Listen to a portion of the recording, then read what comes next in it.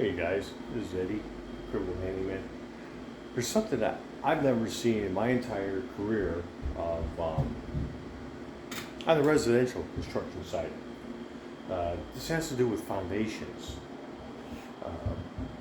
I grew up, mainly all my construction work was done in the Chicagoland area, and I'm staying at my sister-in-law's house. I hit the road back again tomorrow morning, head back to Colorado, I'm in Illinois. And the school was built by the trade school. So if you want to get into trades, hopefully your high school has vocational trade school, trades classes, whether it's carpentry, plumbing, sheet metal, HVAC, HVAC is sheet metal. But check out these walls. And I thought this was cool. I'm like, I've never seen anything like this. And I was actually really impressed. Check it out. So in the actual cast of the forms, it looks like brick. It's not brick. It's not brick, but it's the cast of the foundations. You see where the forms are. Let me turn this light on. Obviously, you can see. That's the joint. That's another joint. I thought this was really, really cool. And if you never saw that, or if you have, leave it in a comment. Let me know. I thought this was really, really cool. And I guess this was built in 2004-ish, if I recollect. For electricians out there, I don't know who did the electric here. Maybe it was the kids that did the electric here. But for any electrician out there, actually, I'm already seeing a couple things that shouldn't be, but they are. But the first thing is to see this spaghetti fest. Check this out. Look, that is a nightmare. And it looks like what they did for all the wiring. Check it out. They came across and they ran they call these ducts. They built it with, so all the electric wires are coming on top of that. And I don't know if they are all stapled to the joist. I can't tell.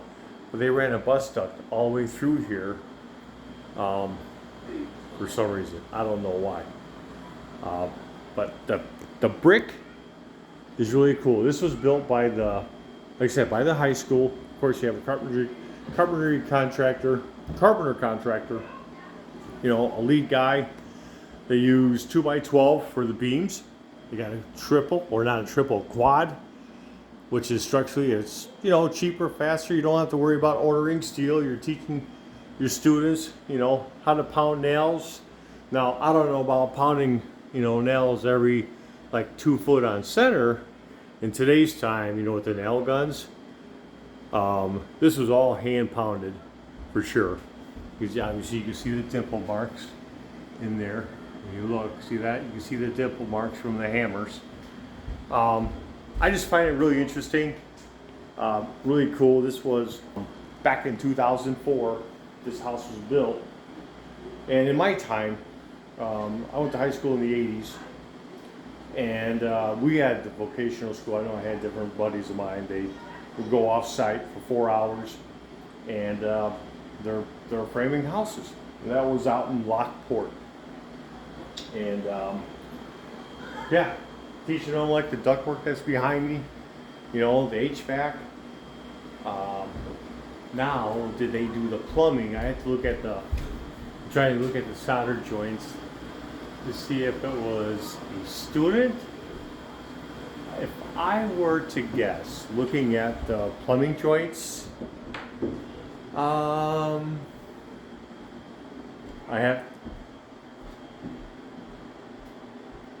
if I was to guess, it was students that did the plumbing. Maybe I'm wrong. It's really hard to tell. Because typically, I'm going to show you, see the joints, the solder joints, and all the excess solder on all of these joints. It's just a little bit A little heavy, a little I don't know. It's hard to tell. It's hard to tell whether or not students did this or if it was done by an actual plumbing contractor. I mean, there's nothing wrong with saying that you could do it yourself and you have a licensed contractor come in and look at the work and make sure everything's good. As long as there's no leaks, that's number one. Yeah, but electric stuff, I would say it was probably done by the students. I'm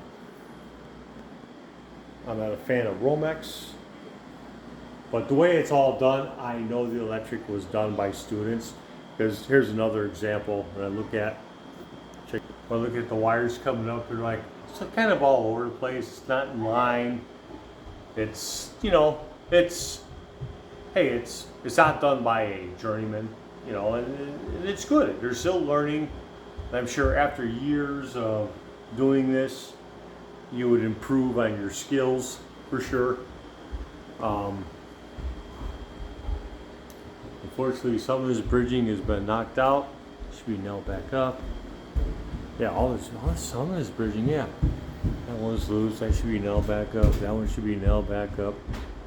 I just found it. Yeah, sorry about the light. Keep hitting the bright light behind me. But I promote these schools. They need to bring back vocational education in the high schools. We need tradespeople. For the past 2 decades, for every 5 retirees, only 2 replaced them over the past, say, 20 years.